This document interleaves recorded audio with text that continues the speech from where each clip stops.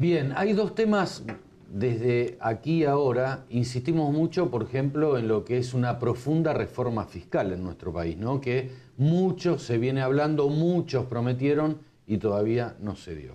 Pero también estamos reclamando hoy una profunda reforma electoral integral, que es muy importante en nuestro país porque venimos con un sistema que viene desde antes del siglo pasado, y también regularizar el tema de encuestas, porque lo que era un instrumento, en el buen sentido digo, para delinear estrategias, hoy se convirtieron en la manipulación del otro. Entonces digo, hay que regularizar esta situación. Y estos dos puntos es lo que vamos a hablar entonces con Carla Carrizo. Carla, gracias por haber Por venido. favor, Jorge, un enorme placer. Son temas que, como decís vos, parecen poco importantes porque salen cada 4 años, cuando elegimos una elección presidencial, o salen cada 2 cuando elegimos a legisladores, donde la gente tiene mayores libertades porque siente que no pierde tanto, ¿no? Finalmente el Congreso o la elección de diputados cada 2 años no le cambia tanto la vida, pero la elección de un presidente realmente es muy importante. En toda Latinoamérica son sistemas presidenciales, los presidentes son muy fuertes, a diferencia, digamos, de que siempre estamos como enojados con el norte, ¿no? Pero lo cierto es que el presidente americano no tiene ni poder para presentar un proyecto de ley, tiene que usar un diputado y un senador. Los presidentes latinoamericanos tienen muchísimo poder. ¿Para qué? Para implementar políticas y cambiarnos la vida durante 4 años, de modo que lo que ocurre, lo que sale a la luz en el proceso de las campañas electorales presidenciales son cosas de las que tenemos que aprender. ¿Por qué?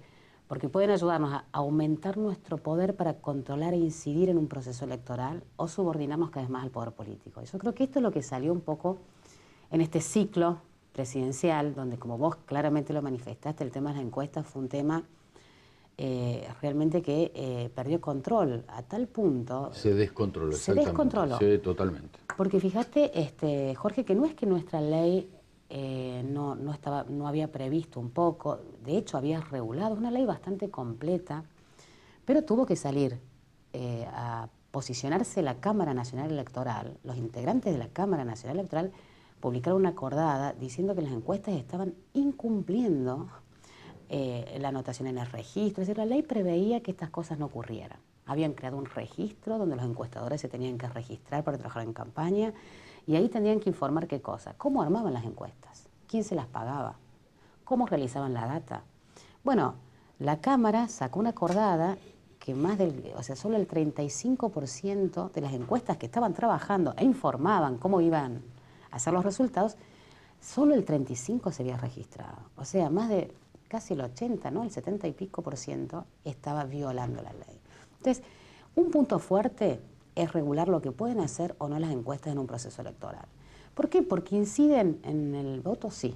¿Y cuándo inciden más? Cuando es muy competitivo.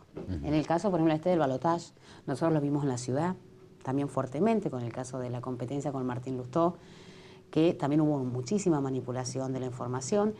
Y entonces yo creo que ahí también tenemos que ir a regular porque los ciudadanos tenemos derecho a saber, porque la información es un bien público.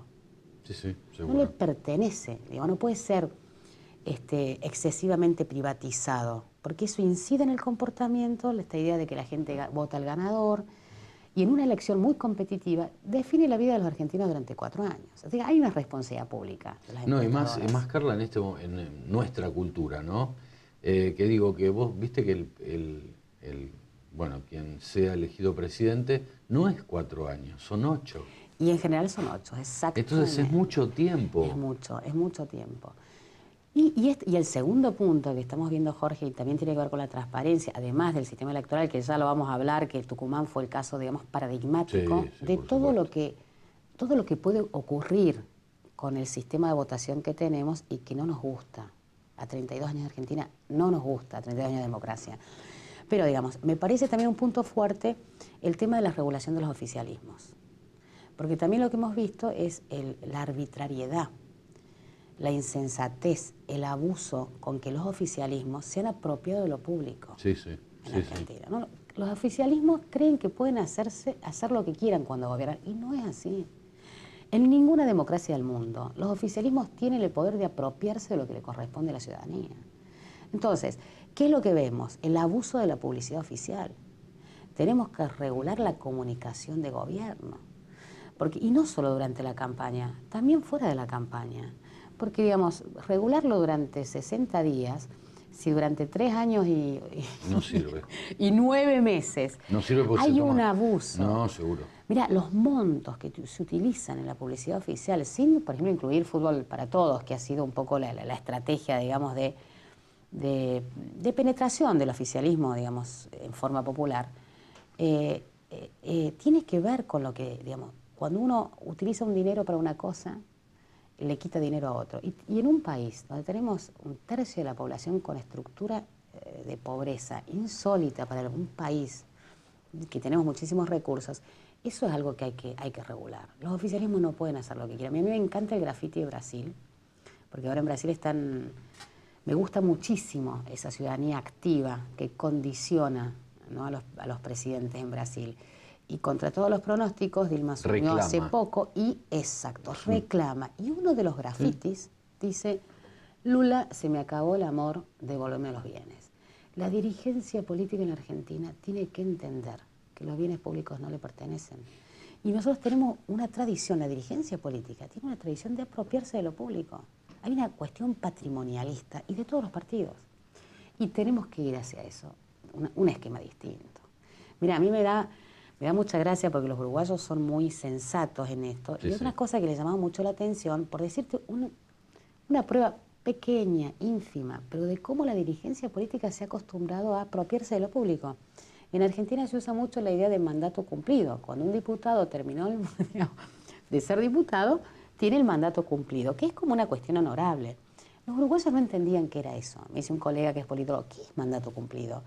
No, alguien que fue pero ya no es. Pero eso es una tradición que tiene que ver con esta idea de que la dirigencia política es como un sector diferenciado de la ciudadanía. En las democracias no, los cargos son transitorios.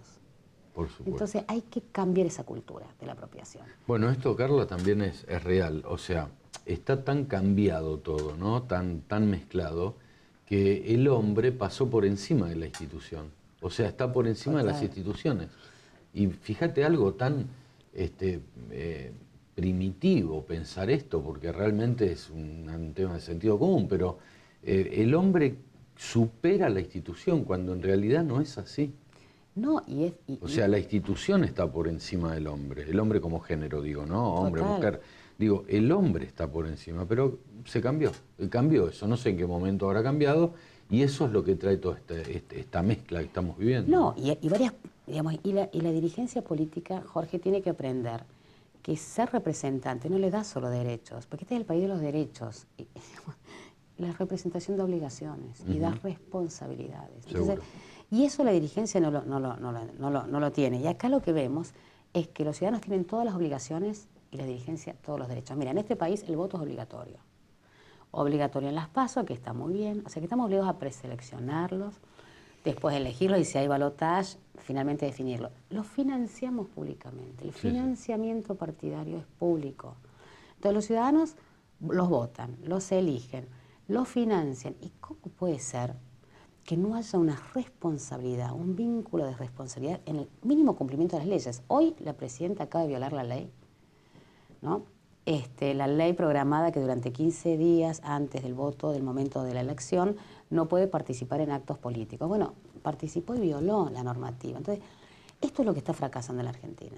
La dirigencia no puede hacer lo que quiera. Dijiste una síntesis que me pareció muy acertado, además de oportuna. Los políticos tienen derechos y los ciudadanos obligaciones o deberes. Exacto. ¿No? Deberes. Es que y digo, no puede ser. En ninguna democracia funciona bien así. No, por supuesto. Y los dirigentes sean esto que nosotros llamamos, que fue tan fuerte en nuestra campaña de ECO, de terminar un poco con el patrimonialismo. Porque es legal, no es legal, aunque sea legal está mal. Porque echa la ley, echa la trampa en Argentina. De hecho, el tema del sistema electoral es súper importante, pero es solamente la punta de un iceberg. No estamos votando bien en la Argentina. No estamos votando bien. Y Tucumán representó como un mini escenario con todos los, no la caja de Pandora, de las que salían todas cosas que porque se nacionalizó, eso lo vimos, y vimos un montón de delitos. No es solamente que había más candidatos que ciudadanos, porque digamos, ¿no?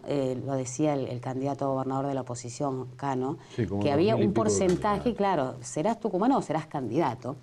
El punto es que esto pasa en todo el país. Entonces hay que ir hacia un sistema donde tu otro entrevistado dijo una cosa muy interesante. Votar no es sinónimo de elegir.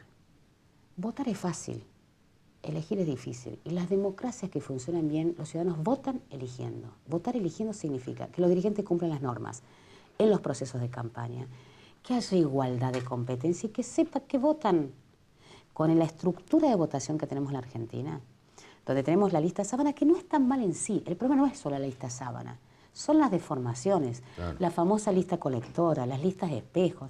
Un punto clave es que en Argentina es un país federal y acá sobran partidos, el negocio del partido propio. Hay más partidos provinciales que partidos Emprendimientos nacionales. privados, son como emprendimientos Eso privados. no existe. Mira, en Brasil, que hablamos de millones de ciudadanos, ¿sí? En Brasil ningún partido provincial puede competir para cargos nacionales. Ahí es juego de la política nacional. Entonces, por ejemplo, ningún partido provincial, por decirte Movimiento Popular Neuquino, puede competir por una banca nacional. Entonces, eso ordena la competencia. Y eso no es restringir, es ordenar política provincial, provincias, política nacional, nación. Porque si nosotros, la sobrecompetitividad, lo que era en Tucumán, que había tantos candidatos que no los podían contar, No, impresionante. conspira Vergonzoso. contra el derecho a elegir. Vergonzoso. Entonces, no es solamente el cambio de la lista sábana, que no sabemos a quiénes votamos, por una boleta única que nos permita que el proceso sea más transparente, que no dependa de los fiscales. Son un montón de puntos que tienen que ver con eso. Primero, terminar con las colectoras. Segundo, con la cantidad de partidos, reformar la ley de partidos políticos. No depender de fiscales también es otro punto. Muy fuerte que vos eso. dijiste, ¿no? Y otro punto clave, Jorge, es una justicia electoral independiente. Por supuesto. Porque todo en Argentina es sí, pero. Boleta única, sí, pero con reforma de la ley de partidos políticos. Porque si seguimos teniendo la cantidad de partidos, no se puede implementar, No. como en la provincia de Buenos Aires. En eso no se equivocaba el jefe de gabinete. No podemos tener una boleta única que sea eterna.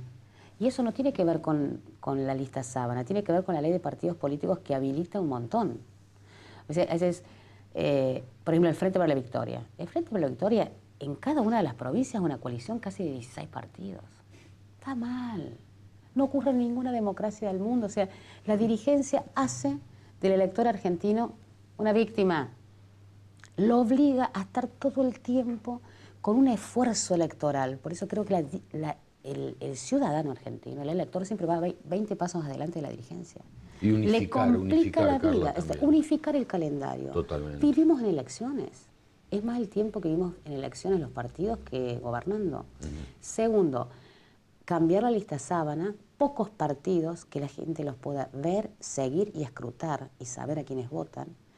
No todos los partidos compiten para lo mismo. Regular el voto en blanco, Jorge, que es un tema que no está regulado.